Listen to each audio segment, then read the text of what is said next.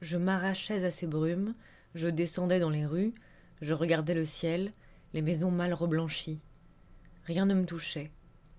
Clair de lune et coucher de soleil, odeur de printemps mouillé, de goudron chaud, lueurs et saisons, j'ai connu des instants au pur éclat de diamant, mais toujours sans les avoir sollicités. Ils surgissaient par surprise, trêve inespérée, promesse inattendue, en travers des occupations qui m'exigeaient. J'en jouissais à la sauvette, en sortant du lycée ou d'une bouche de métro, sur mon balcon entre deux séances de travail, sur le boulevard quand je me hâtais pour retrouver André. Maintenant, je marchais dans Paris, disponible, attentive et glacée d'indifférence. L'excès de mes loisirs en me livrant le monde m'empêchait de le voir. Ainsi, par les chauds après-midi, le soleil fusant à travers des persiennes fermées fait briller en moi toute la splendeur de l'été. Il m'aveugle si je l'affronte dans sa crudité torride. Je rentrais, je téléphonais à André ou c'était lui qui m'appelait. Sa mère était plus combative que jamais, il revoyait de vieux camarades, il se promenait, il jardinait. Sa cordialité enjouée me déprimait. Je me disais que nous nous retrouverions exactement au même point, avec ce mur de silence entre nous. Ça ne rapproche pas le téléphone, ça confirme les distances. On n'est pas deux comme dans une conversation puisqu'on ne se voit pas. On n'est pas seul comme devant le papier qui permet de se parler en parlant à l'autre, de chercher, de trouver la vérité. J'ai eu envie de lui écrire, mais quoi? À mon ennui se mêlait une inquiétude. Les amis à qui j'avais envoyé mon essai auraient dû m'écrire pour m'en parler. Aucun ne le faisait, pas même Martine. La semaine qui a suivi le départ d'André, il y a eu d'un seul coup un grand nombre d'articles sur mon livre. Ceux du lundi m'ont déçu, ceux du mercredi irrité, ceux du jeudi atterré. Les plus sévères parlaient de rabâchage, les plus bienveillants d'intéressantes mises au point. À tous, l'originalité de mon travail avait échappé. N'avais-je pas su la mettre en lumière? J'ai appelé Martine. Les critiques étaient stupides, m'a-t-elle dit. Il ne fallait pas que j'en tienne compte. Son propre avis, elle voulait attendre d'avoir fini le livre pour me le donner. Elle allait l'achever et y réfléchir ce soir même. Elle viendrait le lendemain à Paris. En reposant le récepteur, j'avais la bouche amère. Martine n'avait pas voulu me parler au téléphone. Son jugement était donc défavorable. Je ne comprenais pas. D'ordinaire, je ne m'abuse pas sur ce que je fais. 3 semaines s'étaient écoulées depuis notre rencontre au parc Montsouris. 3 semaines qui comptent parmi les plus désagréables de ma vie. Normalement, j'aurais été heureuse à l'idée de revoir Martine. Mais je me sentais plus angoissée que lorsque j'attendais les résultats de l'agrégation. Après de rapides politesses, j'ai foncé. Alors, qu'en pensez-vous? Elle m'a répondu avec des phrases pondérées qu'on sentait soigneusement préparées. Cet essai était une excellente synthèse, il élucidait certains points obscurs, il mettait utilement en lumière ce que mon œuvre avait apporté de neuf. Mais lui-même, apporte-t-il quelque chose de neuf? Ce n'est pas son but. C'était le mien? Elle s'est troublée. J'ai insisté, je l'ai harcelée. D'après elle, les méthodes que je proposais, je les avais appliquées dans mes études antérieures. Dans beaucoup de passages, je les avais même nettement explicitées. Non, je n'innovais pas. Il s'agissait plutôt, comme l'avait dit Pélissier, d'une solide mise au point. J'avais voulu faire tout autre chose. J'étais à la fois sonnée et incrédule, comme il arrive souvent quand une mauvaise nouvelle s'abat sur vous. L'unanimité du verdict était accablante. Et cependant, je me disais, je ne peux pas m'être trompée à ce point.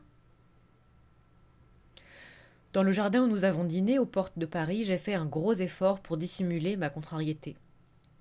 J'ai fini par dire: je me demande si à partir de 60 ans on n'est pas condamné à se répéter. Quelle idée!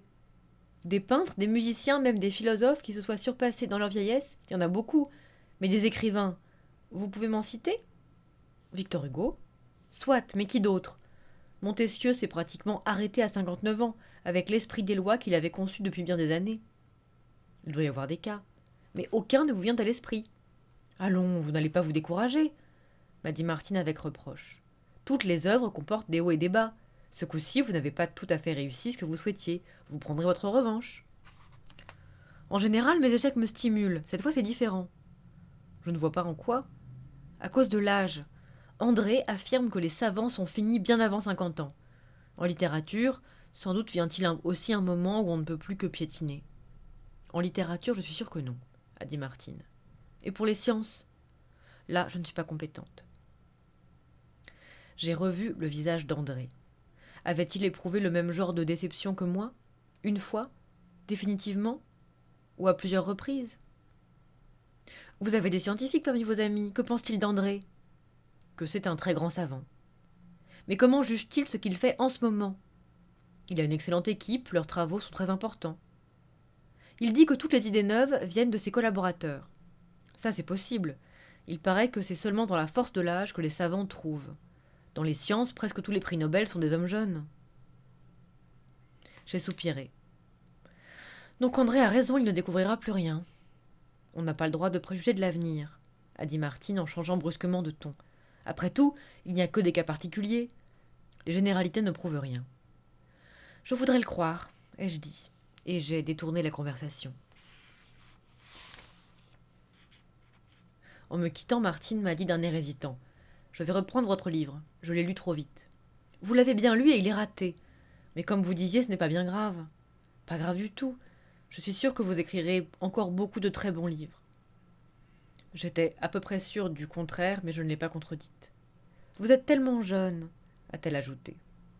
On me dit ça souvent, et je me sens flattée. Soudain, le mot m'a agacée. C'est un compliment ambigu qui annonce de pénibles lendemains. Garder de la vitalité, de la gaieté, de la présence d'esprit, c'est rester jeune. Donc, le lot de la vieillesse, c'est la routine, la morosité, le gâtisme. Je ne suis pas jeune, je suis bien conservée. C'est très différent. Bien conservée et peut-être finie. J'ai pris des somnifères et je me suis mise au lit. Au réveil, je me suis retrouvée dans un drôle d'état, plus fébrile qu'anxieuse. J'ai laissé le téléphone aux abonnés absents, j'ai entrepris de relire mon Rousseau et mon Montesquieu.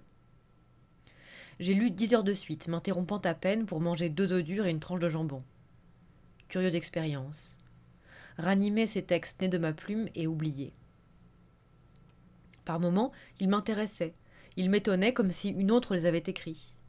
Cependant, je reconnaissais ce vocabulaire, ces coupes de phrases, ces attaques, ces ellipses, ces tics. Ces pages étaient toutes imprégnées de moi. C'était une intimité écœurante, comme l'odeur d'une chambre où on est resté confiné trop longtemps. Je me suis obligée à prendre l'air, à dîner dans un petit restaurant d'à côté. Chez moi, j'ai avalé des tasses de café très fort et j'ai ouvert mon dernier essai. Il m'était présent à l'esprit et je savais d'avance quel serait le résultat de cette confrontation. Tout ce que j'avais à dire avait été dit dans mes 2 monographies. Je me bornais à répéter sous une autre forme les idées qui en avaient fait l'intérêt. Je m'étais abusée quand j'avais cru progresser. Et même, séparée du contenu singulier auquel je les avais appliqués, mes méthodes perdaient de leur subtilité, de leur souplesse. Je n'apportais rien de neuf, absolument rien. Et je savais que le second tome ne faisait que prolonger ce piétinement.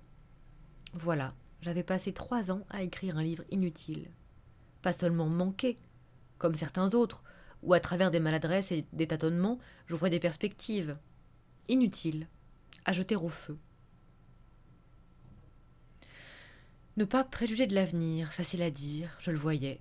Il s'étendait devant moi à perte de vue, plat, nu. Pas un projet, pas un désir, je n'écrirais plus. Alors que ferais-je? Quel vide en moi, autour de moi? Inutile. Les Grecs appelaient leurs vieillards des frelons. Inutile frelon, se dit Écube dans les Troyennes. Il s'agit de moi. J'étais foudroyée. Je me demandais comment on réussit encore à vivre quand on n'espère plus rien de soi. Par amour-propre, je n'ai pas voulu avancer mon départ et au téléphone, je n'ai parlé de rien à André. Mais comme les 3 jours qui ont suivi m'ont semblé longs.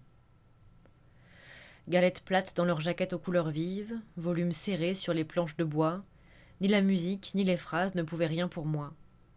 Avant, j'en attendais un stimulant ou un repos.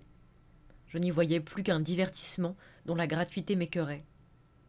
Aller à une exposition, retourner au Louvre. J'avais tant souhaité en avoir le temps quand il me manquait. Mais si 10 jours plus tôt je n'avais su voir dans les églises et les châteaux que des pierres entassées, ce serait pire encore à présent. Du tableau à mon regard, rien ne passerait. Sur la toile, je n'apercevrais que des couleurs crachées par un tube et étalées par un pinceau. Me promener m'ennuyait, je l'avais déjà constaté. Mes amis étaient en vacances et d'ailleurs je ne souhaitais ni leur sincérité ni leurs mensonges. Philippe, avec quelle douleur je le regrettais. J'écartais son image, elle me faisait venir les larmes aux yeux. Je suis donc restée chez moi à ruminer. Il faisait très chaud. Même si j'abaissais les stores, j'étouffais. Le temps stagnait. C'est terrible, j'ai envie de dire c'est injuste, qu'il puisse passer à la fois si vite et si lentement. Je franchissais la porte du lycée de Bourg, aussi jeune presque que mes élèves, je regardais avec apitoiement les vieux professeurs aux cheveux gris. Et hop, je suis devenue un vieux professeur, et puis la porte du lycée s'est refermée. Pendant des années, mes classes m'ont donné l'illusion de ne pas changer d'âge.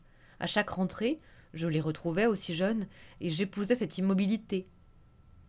Dans l'océan du temps, j'étais un rocher battu de vagues toujours neuves et qui ne bougent pas et qui ne s'usent pas.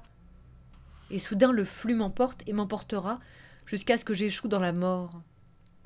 Tragiquement, ma vie se précipite. Et cependant, elle s'égoutte en ce moment avec quelle lenteur, heure par heure, minute par minute. Il faut toujours attendre que le sucre fonde, que le souvenir s'efface, que la blessure se cicatrise, que le soleil se couche, que l'ennui se dissipe. Étrange coupure entre ces deux rythmes. Au galop, mes jours s'échappent et en chacun d'eux je languis. Il ne me restait qu'un espoir, André. Mais pourrait-il combler ce vide en moi? Où en étions-nous? Et d'abord, qu'avions-nous été l'un pour l'autre tout au long de cette vie qu'on appelle commune? Je voulais en décider sans tricher. Pour cela, il fallait récapituler notre histoire. Je m'étais toujours promis de le faire. J'essayais.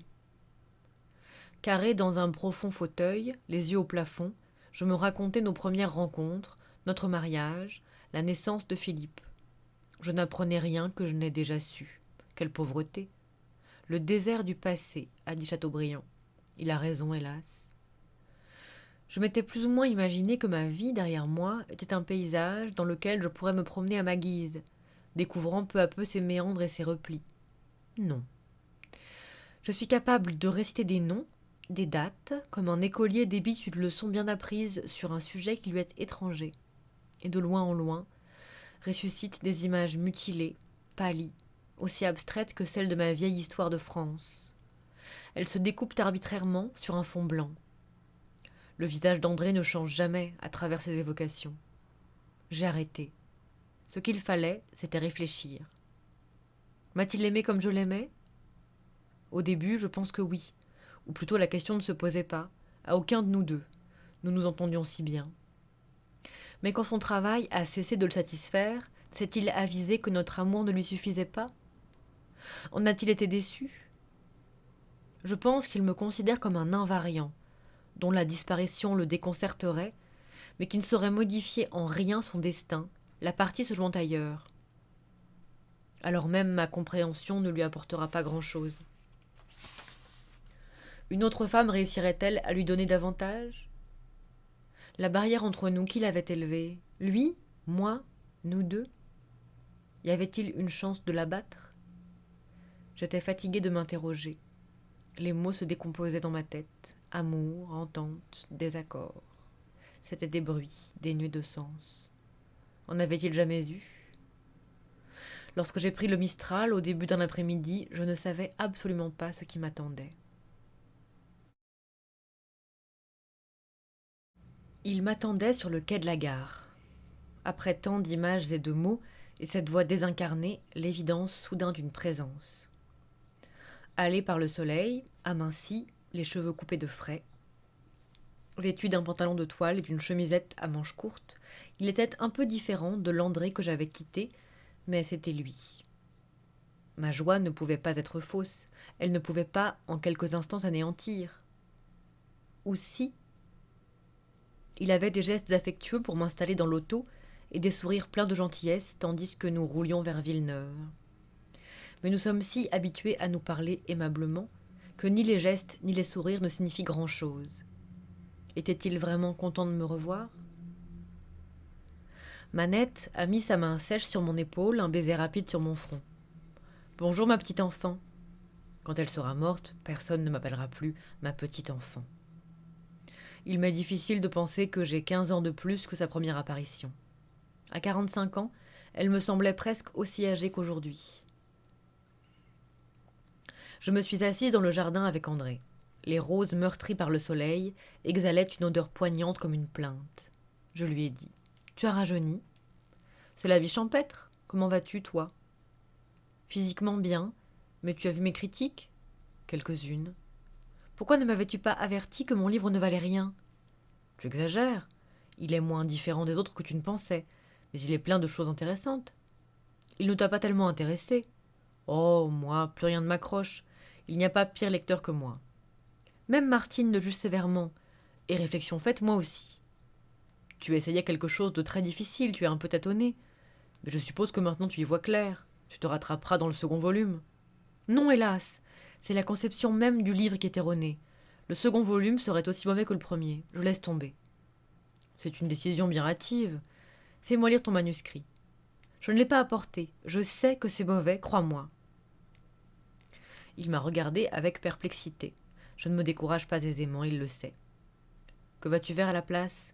Rien. Je croyais avoir du pain sur la planche pour 2 ans. Brusquement, c'est le vide. Il a mis sa main sur la mienne. Je comprends que tu sois embêté, mais ne te frappe pas trop. Pour l'instant, c'est forcément le vide. Et puis un jour, une idée te viendra. Tu vois comme on est optimiste quand il s'agit d'autrui. Il a insisté, c'était son rôle. Il a cité des auteurs dont il aurait été intéressant de parler. Mais recommencer mon Rousseau, mon Montesquieu, à quoi bon ? J'avais voulu trouver un autre angle, je ne le trouverais pas. Je me rappelais les choses qu'André m'avait dites. Ces résistances dont il m'avait parlé, je les rencontrais en moi. Mon approche des problèmes, mes habitudes d'esprit, mes perspectives, mes présuppositions, c'était moi-même. Je n'imaginais pas d'en changer. Mon œuvre était arrêtée, finie. Ma vanité n'en souffrait pas. Si j'avais dû mourir dans la nuit, j'aurais estimé avoir réussi ma vie. Mais j'étais effrayée par ce désert à travers lequel j'allais me traîner jusqu'à ce que mort s'ensuive. Pendant le dîner, j'ai eu peine à faire bonne figure. Heureusement, Manette et André se sont disputés avec passion à propos des rapports sino-soviétiques. Je suis montée me coucher tôt. Ma chambre sentait bon la lavande, le thym et les aiguilles de pin. Il me semblait l'avoir quittée la veille. 1 an déjà. Chaque année passe plus vite que la précédente. Je n'aurais pas tellement à attendre avant de m'endormir à jamais. Cependant, je savais combien les heures peuvent lentement se traîner. Et j'aime encore trop la vie pour que l'idée de la mort me console. Dans le silence campagnard, j'ai tout de même dormi d'un sommeil apaisant. « Tu veux te promener ?» m'a demandé André le lendemain matin. « Bien sûr. Je vais te montrer un joli coin que j'ai redécouvert, au bord du Gard. Prends un costume de bain. J'en ai pas apporté ? Manette t'en prêtera un. Tu verras, tu seras tenté. » Nous avons suivi en auto à travers les garrigues d'étroites routes poussiéreuses. André parlait avec volubilité. Depuis bien des années, il n'avait fait ici un aussi long séjour. Il avait eu du temps pour explorer à neuf la région, pour revoir des camarades d'enfance. Il semblait décidément beaucoup plus jeune et gai qu'à Paris. Je ne lui avais pas du tout manqué, c'était visible. Pendant combien de temps se serait-il joyeusement passé de moi ? Il a arrêté la voiture. « Tu vois cette tache verte en bas ? C'est le Gard. Il forme une espèce de cuvette. C'est idéal pour se baigner et l'endroit est ravissant. » « Dis donc, ça fait un bout de chemin. Il faudra remonter. » « Ce n'est pas fatigant, je l'ai fait souvent. » Il a dévalé le raidillon très vite, d'un pied sûr. Je le suivais de loin, en me freinant et en trébuchant un peu. Une chute, une fracture, à mon âge, ça n'aurait rien eu de drôle. Je pouvais monter vite, mais je n'avais jamais été très bonne pour les descentes. Ce n'est pas joli ? Très joli. Je me suis assise à l'ombre d'un rocher. Pour me baigner, non. Je nage mal. Et même devant André, j'aurais pu à me montrer en costume de bain. Un corps de vieux, c'est tout de même moins moche qu'un corps de vieille, me suis-je dit en le regardant s'ébrouer dans l'eau. Eau verte, ciel bleu, odeur de maquis. J'aurais été mieux ici qu'à Paris. Si seulement il avait insisté, je serais venue plus tôt. Mais c'est justement ce qu'il n'avait pas souhaité. Il était assis à côté de moi sur le gravier. Tu as eu tort, c'était fameux. J'étais très bien ici. Comment as-tu trouvé maman ? Elle est étonnante, hein ? Étonnante. Qu'est-ce qu'elle fait toute la journée ? Elle lit beaucoup, elle écoute la radio. Je lui ai proposé de lui acheter une télévision, mais elle l'a refusé. Elle m'a dit: je ne laisse pas entrer n'importe qui chez moi. Elle jardine. Elle va aux réunions de sa cellule. Elle n'est jamais en peine, comme elle dit. En somme, c'est la meilleure période de sa vie. Sûrement, c'est un des cas où la vieillesse est un âge heureux, quand on a mené une vie dure et plus ou moins dévorée par les autres. Quand nous avons commencé à remonter, il faisait très chaud. Le chemin était plus long, plus ardu qu'André ne l'avait dit. Il marchait à longues enjambées, et moi qui grimpais si gaillardement autrefois, je me traînais loin derrière lui, c'était vexant. Le soleil me vrillait les tempes, l'agonie stridente des cigales amoureuses me lancinait les oreilles, je haletais. Tu marches trop vite, ai-je dit. Prends ton temps, je t'attends en haut. Je me suis arrêtée en sueur, je suis repartie. Je n'étais plus maîtresse de mon cœur, de mon souffle. Mes jambes m'obéissaient à peine. La lumière me blessait les yeux. Le chant d'amour et de mort des cigales, dans sa monotonie têtue, me faisait grincer les nerfs. Je suis arrivée à la voiture, le visage et la tête en feu, au bord, me semblait-il, de la congestion. Je suis morte. Tu aurais dû monter plus doucement. Je les retiens, tes plis sentiers faciles. Nous sommes rentrés en silence. J'avais tort de m'irriter pour une broutille. J'ai toujours été colérique. Allais-je devenir acariâtre ? Il fallait que je fasse attention. Mais je n'arrivais pas à surmonter mon dépit, et je me sentais si mal en point que j'ai craint une insolation. J'ai mangé 2 tomates et j'ai été me reposer dans la chambre où l'ombre, le carrelage, la blancheur des draps donnaient une fausse impression de fraîcheur. J'ai fermé les yeux, j'ai écouté dans le silence le tic-tac d'un balancier. J'avais dit à André: je ne vois pas ce qu'on perd à vieillir. Eh bien, maintenant, je voyais. J'ai toujours refusé d'envisager la vie à la manière de Fitzgerald, comme un processus de dégradation. Je pensais que mes rapports avec André ne s'altéreraient jamais, que mon œuvre ne cesserait pas de s'enrichir, que Philippe ressemblait chaque jour davantage à l'homme que j'avais voulu faire de lui. Mon corps, je ne m'en inquiétais pas, et je croyais que même le silence portait des fruits. Quelle illusion! Le mot de Sainte-Beuve est plus vrai que celui de Valérie. On durcit par place, on pourrit à d'autres, on ne mûrit jamais. Mon corps me lâchait. Je n'étais plus capable d'écrire. Philippe avait trahi tous mes espoirs, et ce qui me navrait encore davantage, c'était qu'entre André et moi, les choses étaient en train de se détériorer. Quel du prix ce progrès, cette ascension dont je m'étais grisée, puisque vient le moment de la dégringolade. Elle était amorcée. Et maintenant, ce serait très rapide et très lent. Nous allions devenir de grands vieillards. Quand je suis descendue, la chaleur s'était apaisée. Manette lisait près d'une fenêtre qui donnait sur le jardin. Là, je ne l'avais pas diminuée, mais que se passait-il au fond d'elle-même ? Pensait-elle à la mort ? Avec résignation, avec crainte ? Je n'osais pas lui demander. « André a été joué aux boules, il va revenir, m'a-t-elle dit. » Je me suis assise en face d'elle. De toute manière, si j'atteignais 80 ans, je ne lui ressemblerais pas. Je ne m'imaginais pas appelant liberté ma solitude et profitant tranquillement de chaque instant. Moi, la vie allait peu à peu me reprendre tout ce qu'elle m'avait donné, elle avait déjà commencé. Alors, m'a-t-elle dit, Philippe a quitté l'enseignement, ce n'est pas assez bon pour lui, il veut devenir un gros monsieur. Hélas, oui. Cette jeunesse ne croit à rien. Il faut dire que vous autres deux, vous ne croyez pas non plus à grand-chose. André et moi ? Mais si. André est contre tout. C'est ça la faute, c'est pour ça que Philippe a mal tourné. Il faut être pour quelque chose. Elle ne s'est jamais résignée à ce qu'André ne s'inscrive pas au parti. Je n'avais pas envie d'en discuter. J'ai raconté la promenade du matin et j'ai demandé: où avez-vous rangé les photos ? C'est rituel. Tous les ans, je regarde le vieil album. Mais il n'est jamais à la même place. Elle l'a posé sur la table, ainsi qu'une boîte en carton. De très anciennes photos, il y en a peu. Manette le jour de son mariage, dans une longue robe austère. Un groupe, elle est avec son mari, leurs frères, leurs sœurs, toute une génération dont elle est la seule survivante. André enfant, l'air buté, décidé.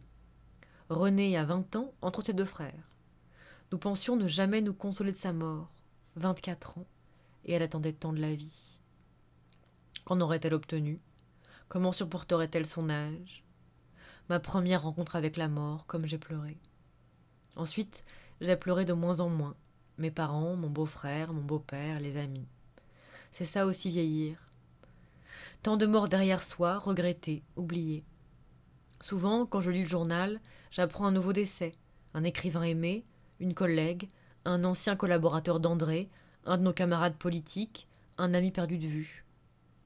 On doit se sentir bizarre quand on reste comme Manette, l'unique témoin d'un monde aboli. Tu regardes les photos ? André se penchait sur mon épaule. Il a feuilleté l'album et m'a désigné une image qui le représentait à 11 ans avec des camarades de sa classe.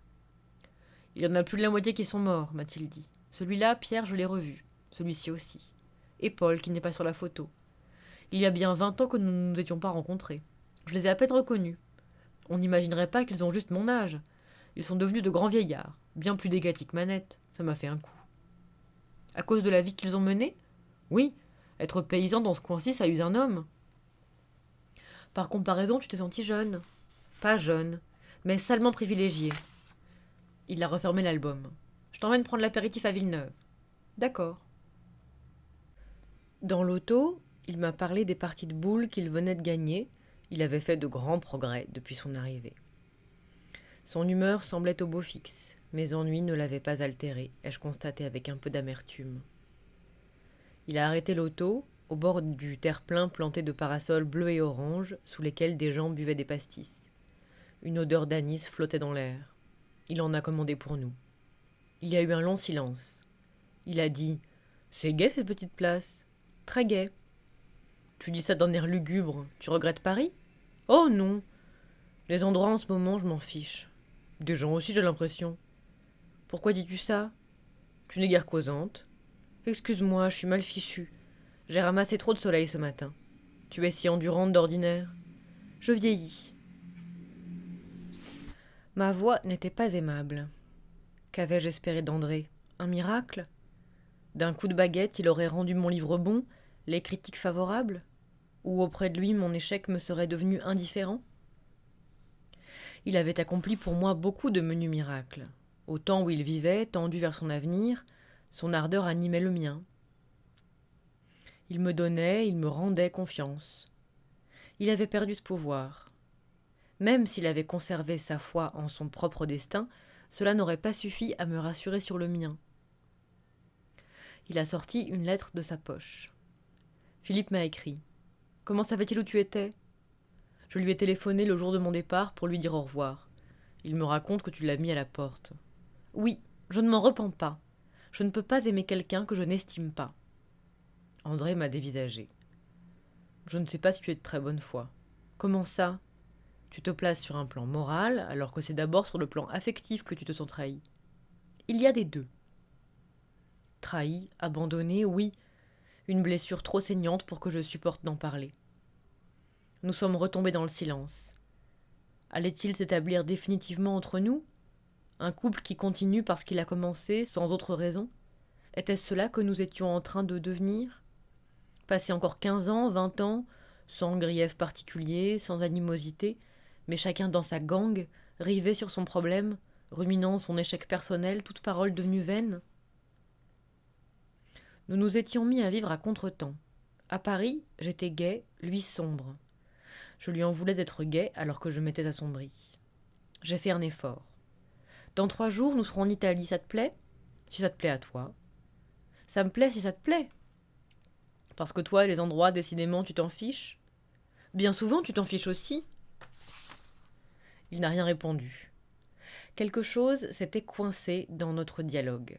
Chacun prenait de travers ce que disait l'autre. Finirions-nous par en sortir ? Pourquoi demain plutôt qu'aujourd'hui ? À Rome plutôt qu'ici ? Eh bien, rentrons, ai-je dit au bout d'un moment. Nous avons tué la soirée en jouant aux cartes avec Manette. Le lendemain, j'ai refusé d'affronter le soleil et le crissement des cigales. À quoi bon ? Devant le château des Papes, le pont du Gard, je savais que je demeurerais aussi indifférente qu'à Champeaux. J'ai prétexté un mal de tête pour rester à la maison. André avait emporté une dizaine d'ouvrages nouveaux. Il s'est plongé dans l'un d'eux. Moi, je me tiens au courant, je les connaissais tous. J'ai examiné la bibliothèque de Manette. Des classiques Garnier, quelques Pléiades dont nous lui avons fait cadeau. Beaucoup de ces textes, je n'avais pas eu depuis bien longtemps l'occasion d'y revenir, je les avais oubliés. Et pourtant j'éprouvais de la paresse à l'idée de les relire. On se rappelle au fur et à mesure, ou du moins on en a l'illusion. La fraîcheur première est perdue. Qu'avaient-ils à m'apporter, ces écrivains qui m'avaient fait ce que j'étais et ne cesseraient plus d'être? J'en ai ouvert, feuilleté quelques volumes. Ils avaient tous un goût presque aussi écœurant que celui de mes propres livres, un goût de poussière. Manette a levé les yeux de son journal. Je commence à croire que je verrai de mes yeux des hommes sur la lune. De tes yeux, tu feras le voyage? A demandé André d'une voix rieuse. Tu me comprends très bien, je saurai qu'ils y sont. Et ce sera des Russes, mon petit. Les Amerlots, avec leur oxygène pur, ils ont fait chou blanc. Oui, maman, tu verras des Russes sur la lune, a dit André tendrement. Penser qu'on a commencé dans des cavernes avec juste nos 10 doigts à notre service, a repris rêveusement Manette. Et on est arrivé où on en est. Avoue que ça encourage. C'est vrai que l'histoire de l'humanité est belle, a dit André. C'est dommage que celle des hommes soit si triste. Elle ne le sera pas toujours. Si tes Chinois ne font pas sauter la terre, nos petits-enfants connaîtront le socialisme. Je vivrai bien encore 50 ans pour voir ça. Quelle santé! Tu l'entends, m'a dit André. Elle réengagerait pour 50 ans. Pas toi, mon garçon? Non, maman, franchement non. L'histoire suit de si drôles de chemins que j'ai à peine l'impression qu'elle me concerne. Je me sens sur la touche. Alors dans 50 ans. Je le sais, tu ne crois plus à rien, a dit Manette avec réprobation. Ce n'est pas tout à fait vrai. À quoi crois-tu? À la souffrance des gens et qu'elle est abominable. Il faut tout faire pour la supprimer. À vrai dire, rien d'autre ne me semble important. Alors, ai-je demandé, pourquoi pas la bombe? Pourquoi pas le néant? Que tout saute, qu'on en finisse? On est quelquefois tenté de le souhaiter, mais je préfère rêver qu'il pourrait y avoir de la vie sans douleur. De la vie pour en faire quelque chose, a dit Manette d'un air batailleur. Le ton d'André m'avait frappé. Il n'était pas si insouciant qu'il le paraissait. C'est dommage que celle des hommes soit si triste. De quelle voix il avait dit ça? Je l'ai regardé, j'ai eu un tel élan vers lui que soudain une certitude m'a envahi. Nous ne serions jamais deux étrangers. Un de ces jours, demain peut-être, nous nous retrouverions puisque déjà mon cœur l'avait retrouvé. Après le dîner, c'est moi qui ai proposé de sortir. Nous sommes montés doucement vers le fort Saint-André. J'ai demandé. Tu penses vraiment que rien ne compte sinon de supprimer la souffrance? Quoi d'autre? Ce n'est pas gai? Non, d'autant moins qu'on ne sait pas comment la combattre. Il s'est tu un moment. Maman a tort de dire que nous ne croyons à rien. Mais pratiquement aucune cause n'est tout à fait la nôtre. Nous ne sommes pas pour l'URSS et ses compromissions, pas non plus pour la Chine, en France ni pour le régime, ni pour aucun des partis de l'opposition. C'est une situation inconfortable, ai-je dit. Ça explique un peu l'attitude de Philippe. Être contre tout à 30 ans, ça n'a rien d'exaltant. À 60 ans non plus, ce n'est pas une raison pour renier ses idées. Étaient-ce vraiment ses idées? Que veux-tu dire? Ah, bien sûr, les grosses injustices, les grosses saloperies, ça le révolte. Mais il n'a jamais été tellement politisé. Il a adopté nos opinions parce qu'il ne pouvait pas faire autrement. Il voyait le monde par nos yeux. Mais jusqu'à quel point était-il convaincu? Et les risques qu'il a pris pendant la guerre d'Algérie? Elle le dégoûtait sincèrement. Et puis les valises, les manifs, c'était de l'action, de l'aventure. Ça ne prouve pas qu'il ait été profondément de gauche. Drôle de manière de défendre Philippe en le démolissant. Non, je ne le démolis pas. Plus je réfléchis, plus je lui trouve des excuses. Je mesure combien nous avons pesé sur lui. Il a fini par avoir besoin de s'affirmer contre nous à tout prix. Et puis, tu parles de l'Algérie. Il a été drôlement déçu. Pas un des types pour qui il s'est mouillé n'a donné signe de vie. Et le grand homme là-bas, c'est De Gaulle. Nous nous sommes assis sur l'herbe au pied du fort. J'écoutais la voix d'André, calme et convaincante. De nouveau, nous pouvions nous parler et quelque chose s'est dénoué en moi. Pour la première fois, je pensais à Philippe sans colère, sans gaieté non plus, mais paisiblement. Peut-être parce qu'André m'était soudain si proche que l'image de Philippe s'estompait. Nous avons pesé sur lui, oui, ai-je dit avec bonne volonté. J'ai demandé. Tu penses que je dois le revoir? Il aurait énormément de peine si tu restais brouillé avec lui. À quoi ça servirait-il? Je ne tiens pas à lui faire de la peine. Je me sens sèche, c'est tout. Oh, bien sûr, ça ne sera plus jamais pareil entre lui et nous. J'ai regardé André. Entre lui et moi, il me semblait que déjà tout était redevenu pareil. La lune brillait, ainsi que la petite étoile qui l'escorte fidèlement, et une grande paix est descendue en moi. Étoilette, je te vois, que la lune traite à soi. Je retrouvais les vieux mots dans ma gorge, tels qu'ils avaient été écrits. Ils m'unissaient aux siècles anciens où les astres brillaient exactement comme aujourd'hui. Et cette renaissance et cette permanence me donnaient une impression d'éternité. La terre me semblait fraîche comme aux premiers âges, et cet instant se suffisait. J'étais là, je regardais à nos pieds des toits de tuiles, baignés de clair de lune, sans raison, pour le plaisir de les voir.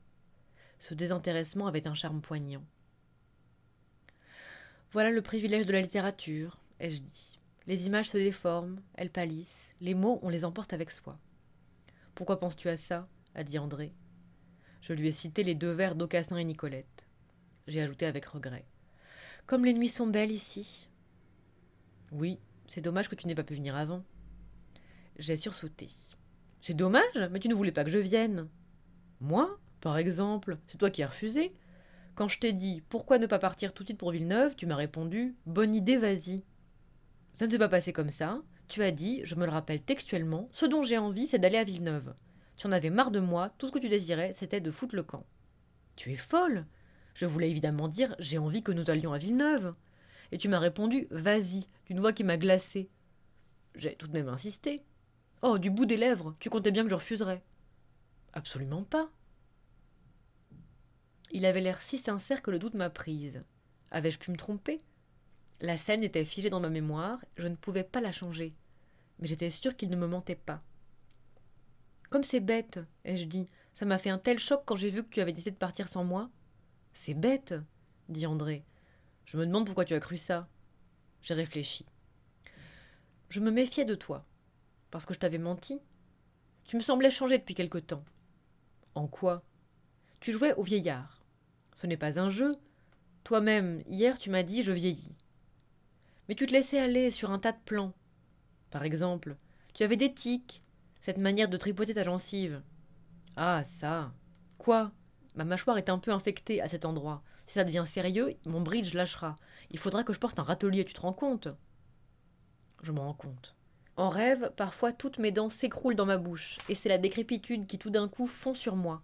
Un râtelier. Pourquoi ne me l'as-tu pas dit? Il y a des embêtements qu'on garde pour soi. On a peut-être tort, c'est comme ça qu'on arrive à des malentendus. Peut-être. Il s'est levé. Viens, nous allons prendre froid. Je me suis levée aussi. Nous avons descendu doucement la pente herbeuse. Tu as tout de même un peu raison de dire que je jouais, a dit André. J'en remettais.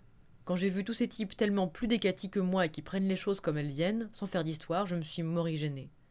J'ai décidé de réagir. Ah, c'est donc ça. J'ai pensé que c'était mon absence qui t'avait rendu ta bonne humeur. Quelle idée. Au contraire, c'est beaucoup pour toi que j'ai tenu à prendre le dessus. Je ne veux pas être un vieil emmerdeur. Vieux, ça suffit, emmerdeur, non. Je lui ai pris le bras, je l'ai serré contre le mien. J'avais retrouvé André que jamais je n'avais perdu et que jamais je ne perdrais. Nous sommes entrés dans le jardin, nous nous sommes assis sur un banc, au pied d'un cyprès. La lune et son étoilette brillaient au-dessus de la maison. Tout de même, c'est vrai que ça existe la vieillesse, ai-je dit, et ce n'est pas drôle de se dire qu'on est fini. Il a mis la main sur la mienne. Ne te le dis pas. Je crois que je sais pourquoi tu as raté cet essai. Tu es parti d'une ambition vide, innover, te dépasser. Ça ne pardonne pas. Comprendre et faire comprendre Rousseau, Montesquieu, ça c'était un projet concret qui t'a mené loin. Si tu es de nouveau accroché, tu peux encore faire du bon travail. En gros, mon œuvre restera ce qu'elle est, j'ai mes limites. D'un point de vue narcissiste, tu n'as pas grand-chose à gagner, c'est vrai, mais tu peux encore intéresser les lecteurs, les enrichir, les faire réfléchir. Souhaitons-le. Moi, j'ai pris une décision. Encore 1 an et j'arrête tout. Je me remets à l'étude, je rattrape mes retards, je comble mes lacunes. Tu penses qu'après ça, tu repartiras d'un meilleur pied? Non, mais il y a des choses que j'ignore, que je veux savoir, juste pour les savoir. Ça te suffira? En tout cas, pendant quelque temps. Ne regardons pas trop loin. Tu as raison. Nous avions toujours regardé loin. Faudrait-il apprendre à vivre à la petite semaine? Nous étions assis côte à côte sous les étoiles, frôlés par l'odeur amère du cyprès. Nos mains se touchaient. Un instant, le temps s'était arrêté. Il allait se remettre à couler. Et alors? Oui ou non pourrais-je encore travailler? Ma rancune contre Philippe s'estomperait-elle? L'angoisse de vieillir me reprendrait-elle? Ne pas regarder trop loin. Au loin, c'étaient les horreurs de la mort et les adieux. C'étaient les râteliers, les sciatiques, les infirmités, la stérilité mentale, la solitude dans un monde étranger que nous ne comprendrons plus et qui continuera sa course sans nous. Réussirai-je à ne pas lever les yeux vers ces horizons? Ou apprendrai-je à les apercevoir sans épouvante? Nous sommes ensemble, c'est notre chance. Nous nous aiderons à vivre cette dernière aventure dont nous ne reviendrons pas. Cela nous la rendra-t-il tolérable? Je ne sais pas. Espérons. Nous n'avons pas le choix.